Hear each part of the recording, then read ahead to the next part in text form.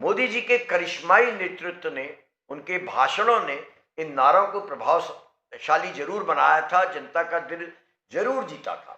लेकिन अब जब महंगाई से जनता त्रस्त है, हर बेरोजगारी से त्रस्त है, निचले स्तर से लेकर हर राज्य में शीर्ष स्तर तक पसर चुके भ्रष्टाचार से त्रस्त है, तो फर्क तो पड़ना ही था। देर आए दुरुस्त आए की तर्ज पर अब लग रहा है इस देश का मिजाज बदल रहा है। Mood off the nation is changing. इसके विपरीत आप देखिए, कांग्रेस के नेता राहुल गांधी का ग्राफ निरंतर ऊपर जा रहा है। इसका सबसे बड़ा कारण यह है कि राहुल गांधी इवॉल्व होकर निकले हैं। उन्होंने जो पप्पू नाम का टैग उनके ऊपर लगा दिया गया था, उसको बदलने के लिए खासा प्रयास किया। भारत जोड़ो यात्रा की, जनता के बीच में गए, जनता से जुड़े। बिहार में उन्होंने जो अभी एसआईआर के खिलाफ, स्पेशल इंटेंसिव रिवीजन के खिलाफ जो पदयात्राएं की, उससे माहौल बदला है। राहुल जन नेता के रूप में उभरने लगे हैं। राहुल ने अपने आप को गांधी परिवार का वारिस के बजाय एक सामान्य नेता बनाकर जनता के सामने पेश किया, और अब वो एस्टैब्लिश हो गए हैं कि वे आम जनता के नेता हैं।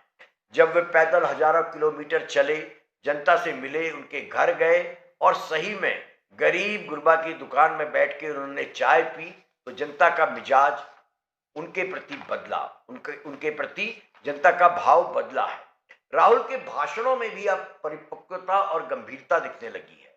वे सिर्फ विरोध के लिए विरोध नहीं कर रहे हैं, बाकायदा तथ्य देकर, प्रॉपर प्रेजेंटेशन देकर अपनी बातें रख रहे हैं।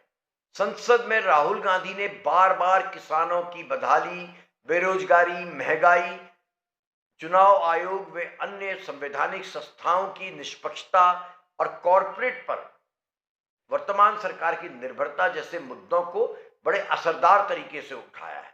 विदेशों में उनके भाषण बता रहे हैं, वो जोर देकर कह रहे हैं, उनको भारत में विलेन बताया जाता है विदेशों में दिए गए उनके भाषणों को लेकर। लेकिन राहुल खालिश सच बोलते नजर आ रहे हैं। वे जितनी बार विदेश जाते हैं उतनी बार कहते हैं कि इंडिया में डेमोक्रेसी खतरे में है। अभी वो कोलंबिया में है, अमेरिका में है, और वहां कोलंबिया की एक यूनिवर्सिटी में, EIA यूनिवर्सिटी में उन्होंने छात्रों के साथ जो संवाद किया, वहां पर भी उन्होंने बड़ी ईमानदारी से बताया क्यों चीन हमसे आगे है और भविष्य में भी हमसे आगे रहेगा।